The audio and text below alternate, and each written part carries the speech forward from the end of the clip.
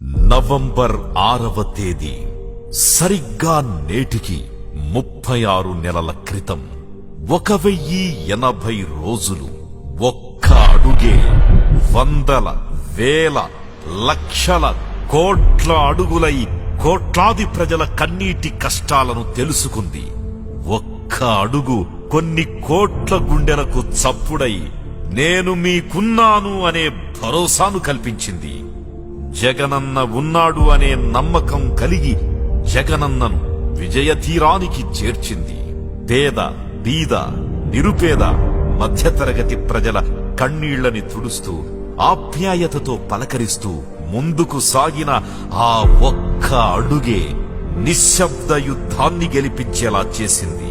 అవ్వ తాత అక్క చెల్లి అన్న తమ్ముడు అంటూ ప్రేమగా పలకరించే గొంతు వైఎస్ఆర్ ప్రతిరూపానికి సాక్ష్యంగా నిలిచింది.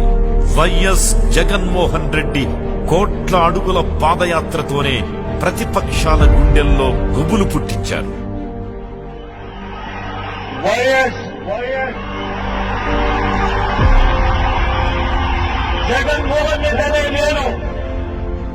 ముఖ్యమంత్రిగా వైఎస్ జగన్మోహన్ రెడ్డి ప్రమాణ స్వీకారం చేసినప్పటి నుంచి అనేకానేక సంక్షేమ పథకాలు అభివృద్ధి కార్యక్రమాలు నిర్విరామంగా జరిగేలా నాంది పలికింది. జనరంజకంగా తన పరిపాలన కొనసాగుతోంది.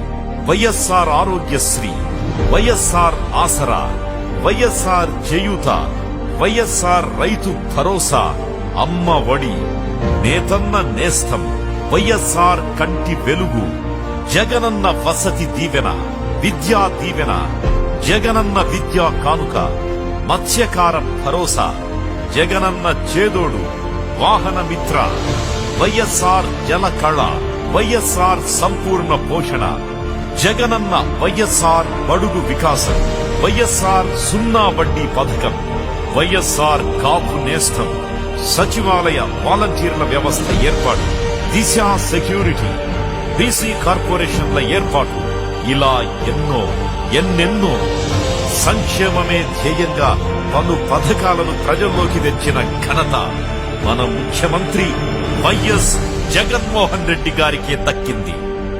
వైఎస్ జగన్ అంటే వైఎస్ఆర్ ఇంకా బతికే ఉన్నారా అని అనిపించేటటువంటి ఆయన ప్రతిరూపం. ప్రతిపక్షాలు ఎన్ని రకాలుగా ఆయనను అడ్డుకోవాలని చూసినా జగనన్న చిరునవ్వుతోనే ప్రతిపక్షాల గుండెల్లో గుబులు పుట్టిస్తారు. నాడు వైఎస్ఆర్ పాదయాత్ర, నేడు వైఎస్ జగనన్న ప్రజా సంకల్ప యాత్ర చరిత్రనే మార్చివేసింది. జయ హో జగనన్న.